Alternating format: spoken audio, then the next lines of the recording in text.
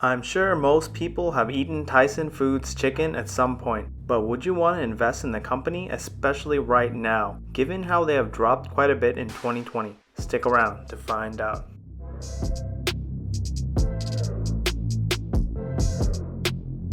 Tyson Foods was founded in 1935 in the midst of the Great Depression by John W. Tyson. The company saw a lot of demand and grew quickly during World War II when food rationing became an everyday facet of life except for poultry. Building on that success, Tyson Foods is now the second largest processor and marketer of chicken, beef, and pork, and annually exports the largest percentage of beef out of the United States. Tyson's operates major food brands including Jimmy Dean, Hillshire Farm, Ballpark, Weight Brand, Ados, and State Fair. Let's see what kind of returns you would have gotten had you invested in Tyson Foods for the last 20 years. Had you invested $10,000 into Tyson exactly 20 years ago, with dividends reinvested, you would have an excellent total of $83,627.36 versus the $32,142.20 of the S&P. That's a 736.59% total return,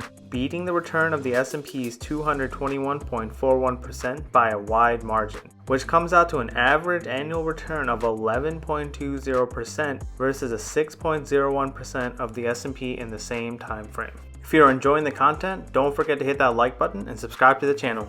Tyson Foods currently has a market cap of around $23 billion and trades with the ticker symbol of TSN. The company is listed within the consumer defensive sector with an industry focus in farm products and is currently a member of the S&P 500 index. Paying out their dividend quarterly, Tyson is currently yielding a respectable 2.69%, which comes out to an annual payout of $1.68 at a low payout ratio of only 33.78%. That is a good sign for investors that the company will continue to pay its dividend despite their struggles in 2020. To further reinforce this, we can look at the dividend safety score from Simply Safe Dividend, which is a phenomenal 99 out of 99, the highest score they award companies on their website. On the dividend growth end, we can see that the company has only been growing their dividend for the last 8 years, which is a bit disappointing given their dividend safety score, but they have been paying a dividend for some time, though it has been relatively flat for almost a decade. That being said, the growth numbers for their dividend are very high,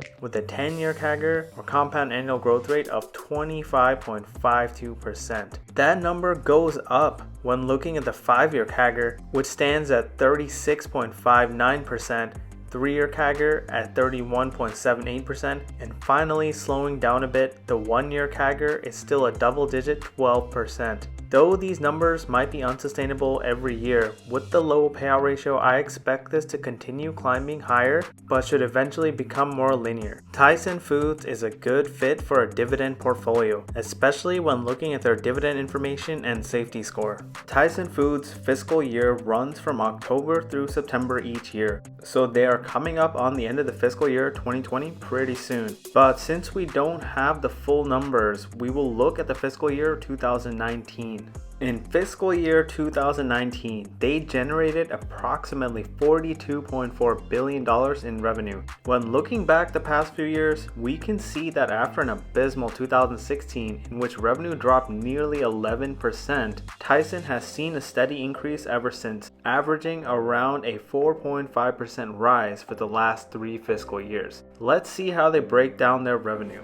Tyson Foods has 4 main reportable segments, which are beef, pork, chicken, and prepared foods. They also have a small section called International and Other, in which they primarily account for their foreign operations in various countries such as Australia, China, South Korea, and many more. The beef segment is their largest, accounting for around 36% of their revenue. This segment includes operations related to processing live fed cattle and the marketing of the beef to various entities not limited to food retailers, food service distributors, restaurant operations, as well as establishments such as schools, healthcare facilities, and more. The beef segment also includes sales from allied products such as hides and variety meats. The beef segment was slightly up by around 2.4% year over year in fiscal year 2019.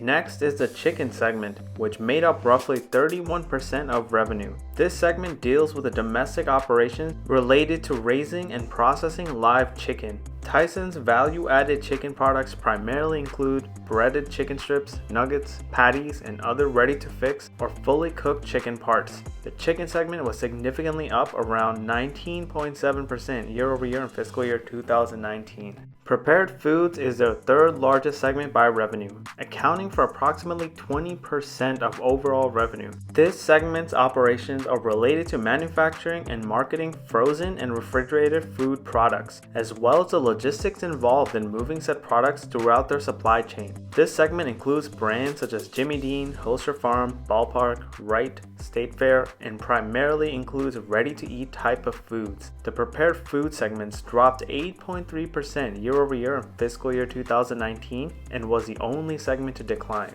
Finally, we have the pork segment, which equates to roughly 10% of revenue. This segment deals with live market hogs and processing the animals for various cuts of meat. This includes the logistics and distribution to various entities through their sales channels. Pork segment was up marginally by about 0.8% year over year in 2019. As mentioned above, they also have a small section for international and other, which equates to just 3% of overall revenue. A very small section, but once again, similar to their competitor Hormel, I feel this is where the company can really expand, and it looks like management is going to push the international expansion quite a bit. If you're interested in Hormel, one of Tyson's competitors, I also did a video on them if you want to check it out. I'll link it in the card above and in the description below. Wow, all that talk about food has made me really hungry. Now, let's see how the company fared in the dot-com bubble crash, the Great Financial Recession, and how it's currently trading in the downturn in 2020. Tyson fell a crazy 72.13% during the dot-com bubble crash, and it took a long time to do it as well, dropping about 22% more than the S&P's 50.41% decline, the S&P doing much better than Tyson here. During the Great Financial Crisis, Tyson fell 81.93%, almost 24% less than the 57.61% decline by the S&P. Tyson just doing awful in back-to-back recessions, S&P outperforming again.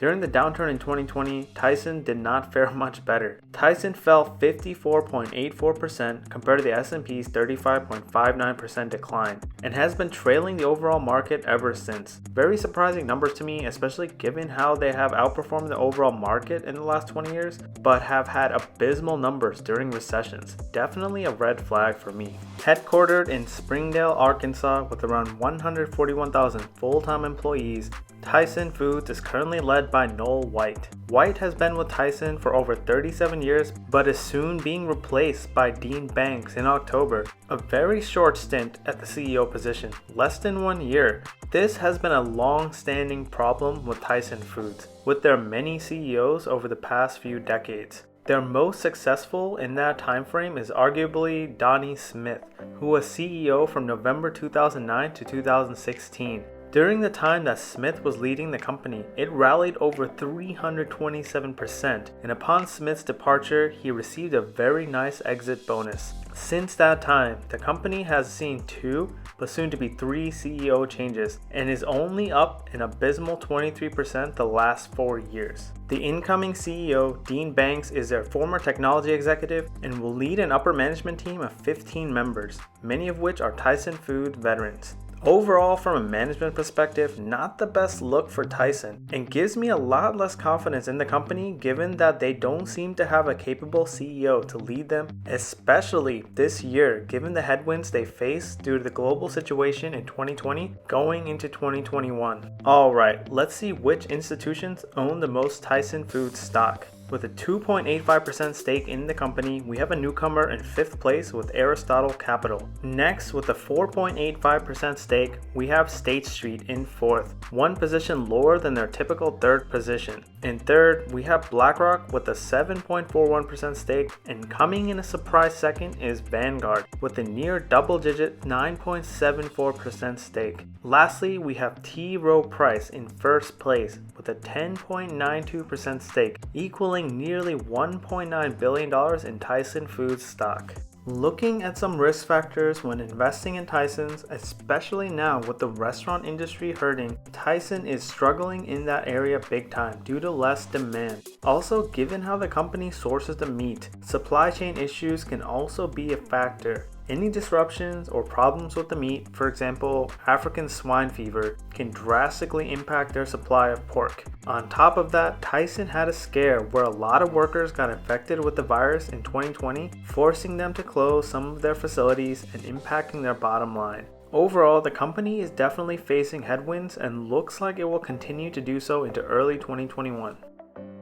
In my opinion, Tyson Foods is a fairly established company that has a long-standing history of supplying meat to American families for years. They are also trying to make a push internationally as they see a lot of potential in that space. That being said, the company has had horrible performances during recessions, which was very surprising to me given it is in the consumer staples sector. On top of that, they definitely have a CEO problem, changing them quite often with no clear plan it seems for that role. One plus side is the dividend growth and their ability to continue to pay it out, especially if you're a dividend investor and that is your goal. I'm expecting the company to remain relatively stagnant going into 2021 and possibly longer, depending on how long the issues in 2020 last. If you're looking to build a position in this company before they recover, now will be a good time to do it. But if there's another potential drop, I expect Tyson stock to underperform the market yet again. Currently, I'm not looking to buy into Tyson. I prefer the likes of Hormel and Pepsi in this sector much more. But it was fun looking into the company that has many notable brands underneath it. That concludes our analysis of Tyson Foods. Hope you all enjoyed the video. Don't forget to drop a like, comment, and subscribe if you want to see more content like this. Till next time, Stock Ninja out.